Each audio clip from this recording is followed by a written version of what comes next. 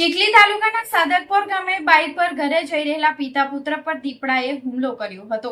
હુમલામાં 10 વર્ષીય પુત્ર ઈજાગ્રસ્ત થતા સારવાર અર્થે હોસ્પિટલ ખસેડવામાં આવ્યો હતો.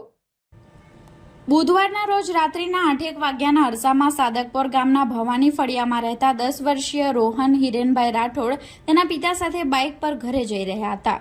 જે દરમિયાન બામણિયા પાસે સુમસામ વિસ્તારમાં એક સાથે 3 દીપડા ધસી આવ્યા હતા અને તે પૈકી એક ચાલુ બાઇકે જ અચાનક હુમલો કર્યો હતો, જેમાં દીપડાના પંજાથી રોહનને પગમાં ઈજા પહોંચી હતી, જેને સારવાર અર્થે આનંદ હોસ્પિટલમાં ખસેડવામાં આવ્યો હતો, જ્યાં પગમાં 14 જેટલા ટાંકા લેવાની ફરજ પડી હતી.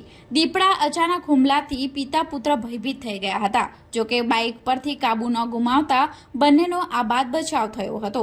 પ્રાથમિક શાળામાં અભ્યાસ કરતા બાળક પર દીપડાના હુમલાથી સ્થાનિકોમાં ભય સાથે વન વિભાગ સામે ઉગ્ર રોષ ભભૂકી ઉઠ્યો હતો.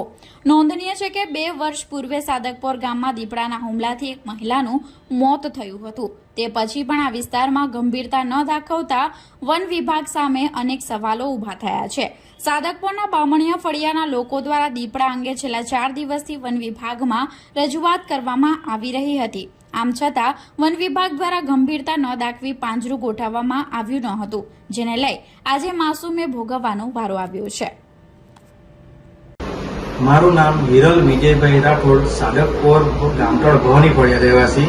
અમે ફળવેલ રોડ પરબિયા વોર્ડ આગળ બામણિયા પરબિયા વોર્ડ આગળ અમે પાટા બંધાવવા માટે ગયેલા હતા. તો રિટર્નમાં આવતા જે મંદિર આગળથી જે વાડી મારીને રસ્તો આવતો છે તે રસ્તા પર દીપડાએ પાછળથી અમારા પર હુમલો કર્યો અને અમારા નાના છોકરાને પગમાં 2 નખ માર્યા, જેના 14 ટાંકા આવેલા છે અને તેની સારવાર હેઠળ અમે આનંદ હોસ્પિટલમાં એડમિટ થયેલ છે.